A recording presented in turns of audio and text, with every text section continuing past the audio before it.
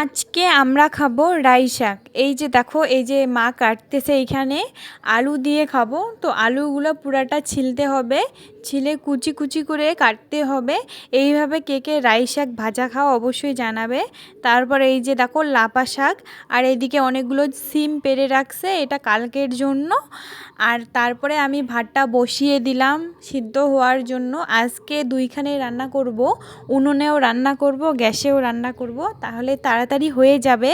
আর না হলে লেট হয়ে যাচ্ছিল আজকে রান্না করতে, বেলা অনেকটাই হয়ে গেছিলো। এই যে দেখো আমি গ্যাসের মধ্যে ভাজাটা বসাই দিয়েছি, আর ওইদিকে উনুনের মধ্যে ভাতটা বসিয়ে দিয়েছি। ভাজাটা আমার প্রায় হয়ে গেছে। এখন আমি ভাজাটা নামিয়ে নিব, কারণ আমার ভাজাটা হয়ে গেছে।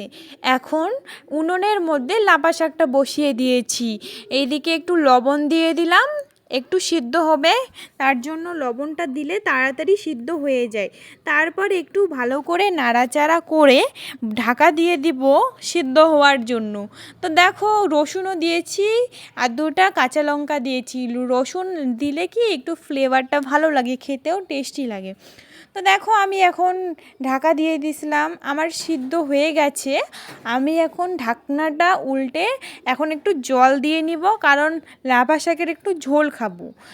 আর এই যে দেখো ভাজাটাও সিদ্ধটা প্রায় কমপ্লিট হয়ে গেছে, আর একটু সিদ্ধ হলে বেশি ভালো হয় খাইতে। তো আমি এখন জলটা দিয়ে দিব।